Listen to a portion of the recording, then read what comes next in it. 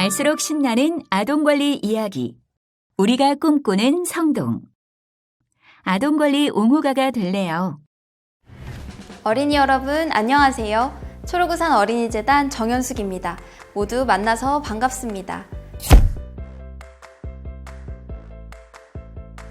학습을 시작하기에 앞서 지난 시간에 배웠던 내용들을 복습해 볼까 합니다. 모두 영상을 잠깐 멈추고 스케치북이나 노트를 준비해 주세요. 모두 준비되셨나요? 문제가 나간 뒤 5초 안에 스케치북이나 노트에 정답을 써주세요. 그럼 시작해 보겠습니다. 권리 골든벨. 첫 번째 문제입니다. 모든 아동에게는 권리가 있다. OX 정답을 써주세요.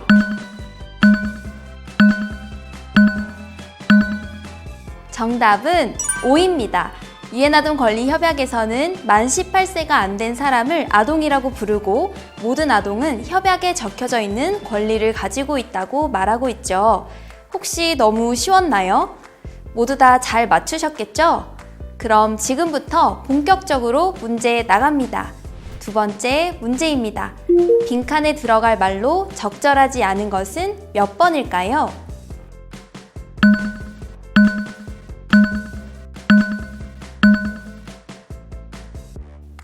네, 정답은 바로 2번입니다. 유엔아동권리협약 5조에서는 부모님을 비롯한 어른들에게 아동의 능력 발달을 도울 책임과 의무가 있다고 명시되어 있으며 9조에서는 부모님과 함께 살 권리에 대해서도 이야기하고 있습니다. 만약 부모님이 아동을 보호할 수 없는 상황이라면 국가가 나서서 아동을 보호해야 한다는 내용도 유엔아동권리협약 20조에 써져 있습니다. 세 번째 문제입니다. 부모님의 말을 잘 듣지 않는 아동의 권리는 제한될 수 있다. OX 정답을 써주세요.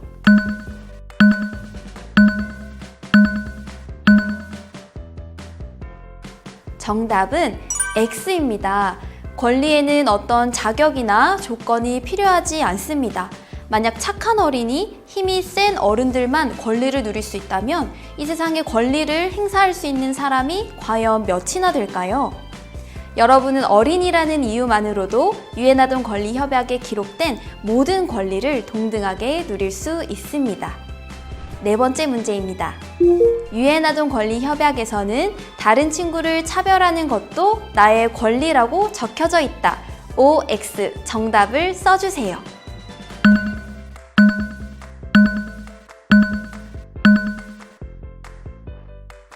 정답은 X입니다. 차별이란 다르다는 이유로 다른 사람에게 불이익을 주는 것을 말하는데요. 나에게는 다른 사람에게 불이익을 줄 수 있는 권리는 없어요. 나의 권리가 소중한 만큼 다른 친구들의 권리를 존중하는 것이 매우 중요합니다. 다섯 번째 문제입니다. 유엔아동권리협약은 법적 효력이 있는 국제적인 약속이다. OX 정답을 써주세요.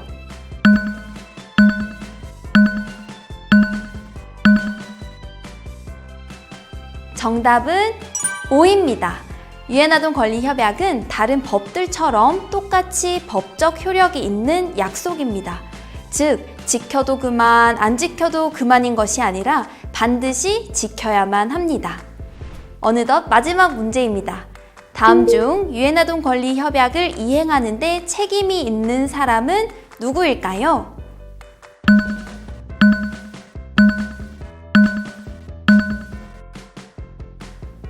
정답은 모두입니다. 구청과 같은 정부기구는 물론이거니와 초록우산 어린이재단과 같이 아동을 위해 존재하는 기관, 아동 양육과 돌봄의 책임이 있는 부모에게는 당연히 유엔아동권리협약을 지키고 실행해야 할 책임이 있습니다. 그런데 아동 스스로도 책임이 있나? 좀 의아하신가요? 아동 역시 자신이 가진 권리를 인식하고 다른 친구들의 권리를 존중해 줄 수 있어야 합니다. 즉, 1번 정부에서부터 5번 아동 당사자까지 모두 유엔아동권리협약 이행에 책임이 있다고 할 수 있겠습니다. 준비한 문제는 여기까지입니다. 모두 잘 풀어보셨나요?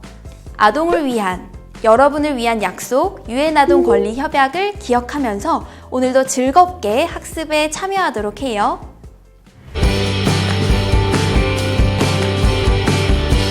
권리 감수성이 꿈틀. 여기 온도계가 하나 있습니다. 이 온도계는 여러분과 여러분을 둘러싼 환경의 전반적인 권리 온도를 측정하기 위해 준비되어 있는데요.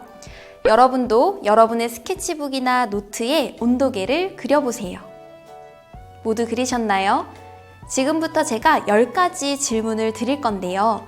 제시된 질문에 따라 자신의 대답이 그렇다라고 생각된다면 여러분이 그린 온도계에 10도씨씩 빨간색 색연필로 색칠해 주시면 됩니다. 10가지 질문에 대한 대답이 모두 그렇다라면 100도씨까지 온도계가 올라가겠죠? 자, 그럼 지금부터 시작해 볼까요? 첫 번째 질문입니다. 실수를 하거나 잘못을 하더라도 부모님께 손이나 회초리와 같은 도구로 맞지 않는다. 두 번째 질문. 나는 내가 놀고 싶을 때 놀 수 있고 쉬고 싶을 때 충분히 쉴 수 있다. 세 번째 질문. 부모님 또는 보호자는 나의 일기장이나 핸드폰 내용을 내 허락 없이 보지 않으신다. 네 번째 질문. 우리 학교 학생들은 인종, 성별, 가정환경, 장애, 종교 또는 생활 방식을 이유로 차별받고 있지 않다. 다섯 번째 질문. 우리 선생님은 학생들의 성적이나 능력과 상관없이 모든 학생에게 기회를 똑같이 주신다. 여섯 번째 질문. 우리 학교 학생들은 학교 정책과 규칙을 결정하는 과정에 참여할 수 있는 기회가 있다. 일곱 번째 질문. 우리 학교에는 학생들이 고민이나 감정을 편하게 이야기할 수 있는 어른이 있다. 여덟 번째 질문. 우리 동네에서 어린이들은 안전하게 보호받고 있다. 아홉 번째 질문. 우리 동네에는 어린이들이 놀거나 쉴 수 있는 장소가 충분히 있다. 마지막 10번째 질문. 우리 동네를 좋게 만드는 일에 어린이들의 의견이 중요하게 반영된다. 네, 10가지 질문을 드렸었는데요. 여러분의 권리 온도계는 몇 도씨를 가리키고 있나요? 온도가 낮다면 왜 낮을까요? 100도씨가 되려면 무엇이 달라져야 할까요? 온도를 높이는데 누가 도움을 줄 수 있을까요? 슬픈 영화를 보면 눈물이 나고 웃긴 장면을 보면 웃음이 나오는 것. 아픈 사람이나 동물을 보면 나도 모르게 같이 마음 아파하는 것을 우리는 감수성이라고 부르는데요. 권리에도 감수성이 있다는 사실 알고 계셨나요? 내가 살아가고 있는 환경의 권리 온도가 높은지 낮은지를 알고 온도를 높이기 위해 내가 무엇을 실천해야 할지 혹은 누가 이것을 도와줄 수 있을지 적극적으로 고민한다면 권리에 대한 감수성이 꿈틀거리고 있다고 말할 수 있어요. 유엔 아동 권리 협약에서도 아동의 권리 증진을 위해 아동이 직접 참여하고 자신의 의견을 표현하는 것을 가장 중요한 요소로 꼽고 있습니다. 우리 주변에는 아동 권리에 대한 감수성을 바탕으로 스스로 권리에 대해 이야기하고 변화를 이끌어낸 어린이들이 있는데요. 한번 만나볼까요?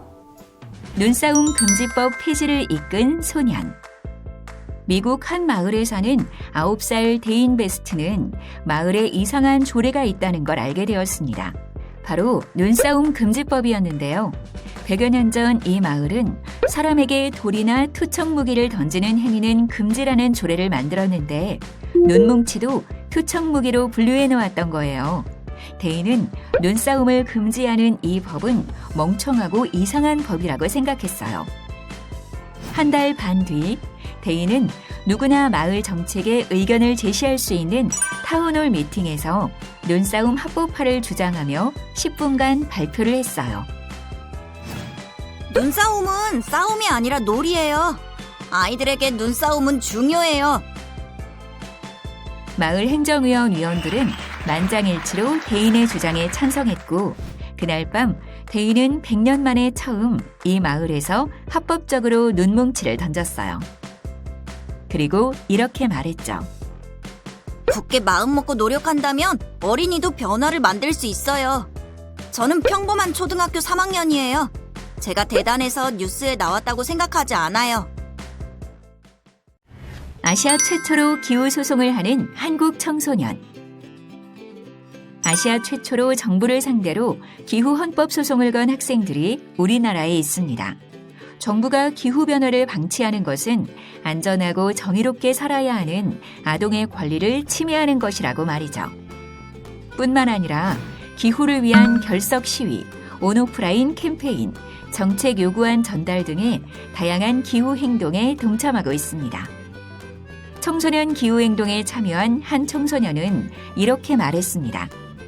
청소년이 안전한 환경을 보장받을 수 있도록 정부와 국회가 기후 위기 상황에 대해 적극적으로 행동을 해야 하는데 그렇지 않기 때문에 문제 제기를 하게 되었어요. 서울특별시 교육청은 청소년의 목소리에 귀 기울여 채식 급식 선택제 도입, 탄소 제로 학교 운영 등을 하기로 했다고 합니다. 사례에 등장한 어린이들에게 특별한 능력이나 자격이 있어 보였나요? 나는 저렇게 대단한 일은 못할 것 같아 하는 생각이 드셨나요? 아동의 권리를 옹호하는 일은 생각보다 어렵지 않습니다. 우리 주변에서도 어린이의 권리를 지키기 위해 노력한 친구들이 많이 있어요. 가까운 예를 더 들어볼게요. 대변초등학교 개명. 부산 기장군 작은 바닷가 마을에 위치한 대변초등학교는 그동안 웃긴 학교 이름의 대명사로 여겨지면서 학생들의 마음고생이 심했어요. 학교 이름을 바꾸겠습니다.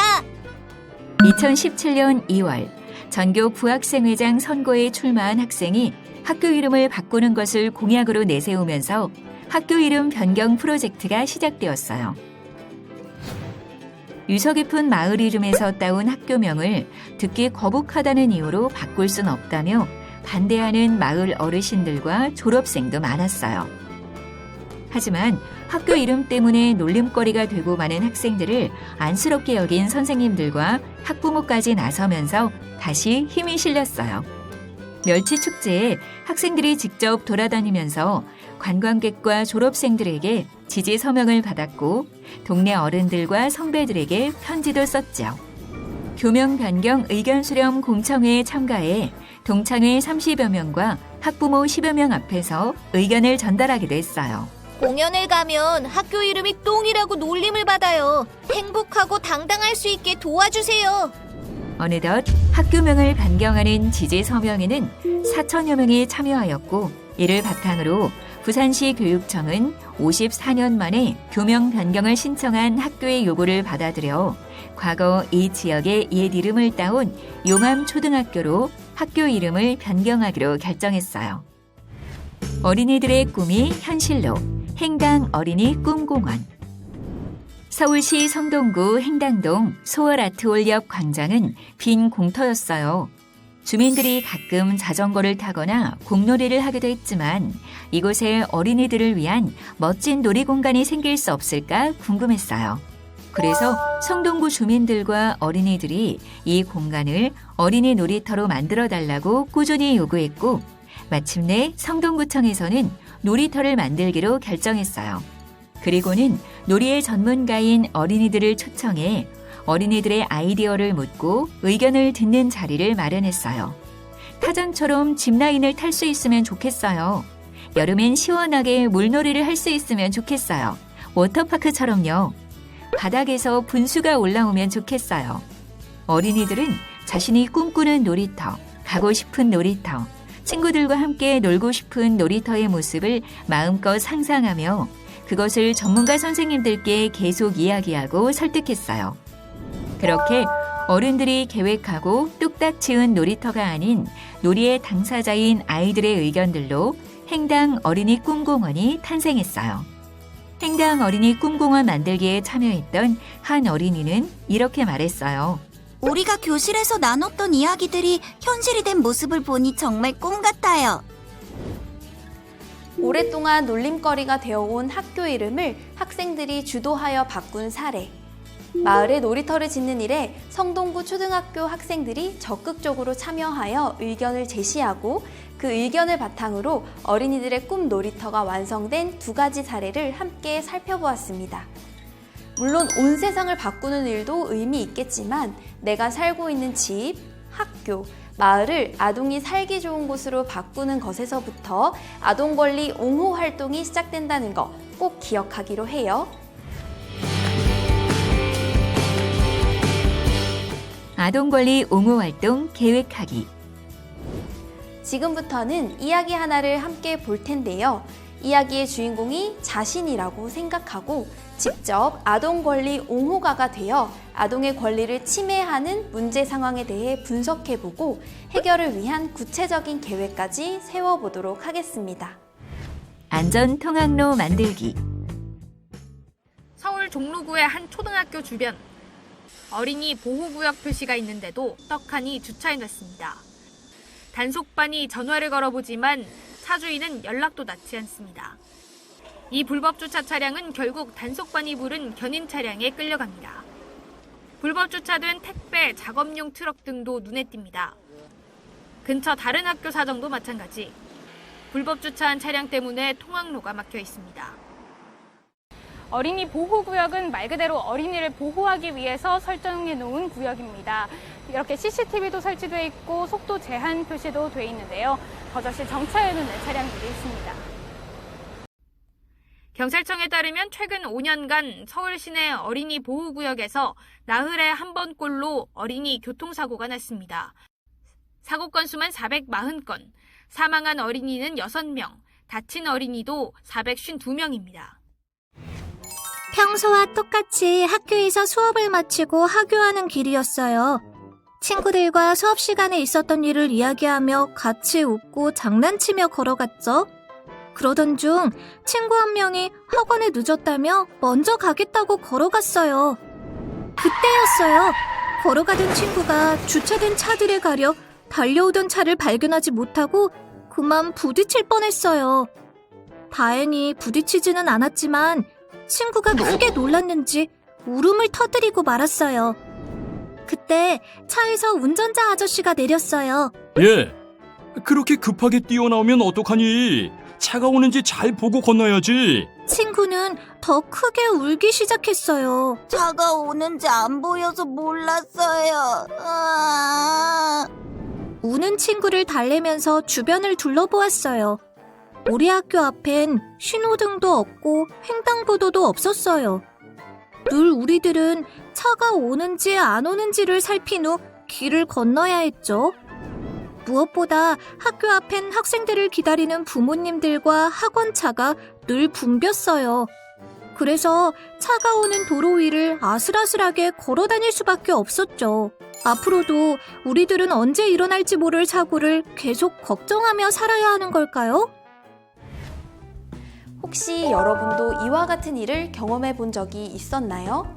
지금부터는 영상을 잠시 멈추고 제시된 6가지 질문에 대해 생각해 본 뒤 10분 동안 각자의 의견을 써보도록 하겠습니다. 네, 모두 써보셨나요? 잘하셨습니다. 그럼 지금부터 선생님과 함께 6가지 질문에 대해 함께 이야기 나눠보도록 할 텐데요. 이것은 시험 문제처럼 정답이 있는 것이 아니기 때문에 사람마다 얼마든지 질문에 대한 답변이 다를 수 있다는 점 참고해 주세요. 먼저 만화 속 문제는 통학로에 대한 안전시설물이 미흡했다는 거예요. 그리고 이런 일이 발생하게 된 이유는 통학로 안전시설물이 제대로 마련되어 있지 않았기 때문입니다. 또 교문에 불법으로 차들이 주차를 하고 있었어요. 어린이 보호구역에서도 운전자들이 주의해서 운전하지 않았으며 어린이가 차가 오는지 살피지 않고 길을 건넜기 때문입니다. 그렇다면 이건 누구의 책임일까요? 통학로 안전에 대한 강력한 법을 만들지 않은 국회, 통학로 안전시설 점검 및 개선을 하지 않았던 구청, 통학로 안전을 위한 적절한 조치를 취하지 않은 학교 및 교육청, 통학로에 불법으로 주정차한 어른들, 통학로에서 아이들이 언제든지 튀어나올 수 있다고 생각하고 안전운전을 해야만 하는데 그렇지 않은 운전자에게 책임이 있어요.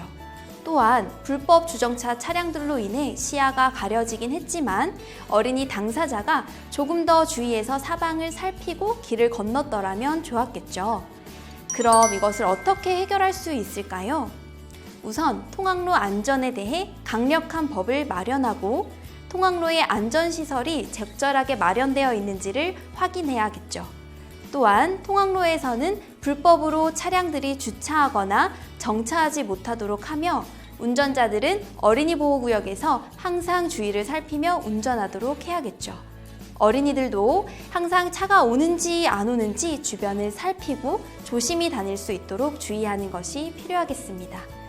또한 이 문제는 부모님, 선생님들, 친구들, 지역주민, 경찰관, 구청 및 교육청 관계자, 국회의원 등이 함께 해결해야 하는데요.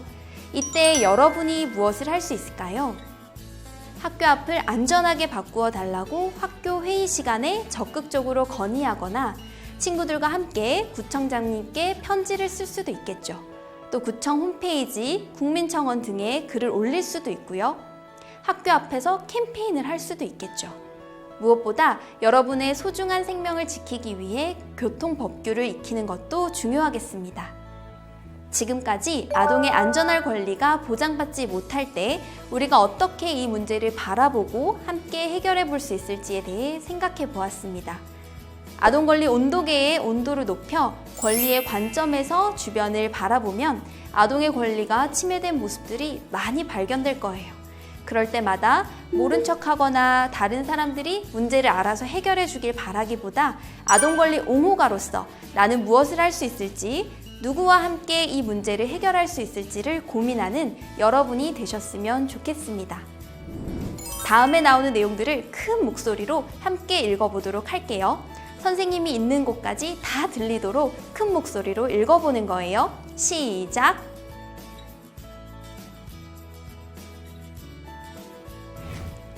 네, 모두 다 잘 읽으셨습니다. 이제 모두 아동 권리가 무엇인지도 알고 아동 권리를 지키기 위해 행동할 준비도 잘 되어 있는 것 같습니다. 여성 인권의 목소리를 높인 11살 아동. 1993년 미국 11세의 한 여자아이는 교실에서 친구들과 TV를 보고 있었습니다. 당시 피사 세제 광고에선 이런 말이 흘러나왔죠.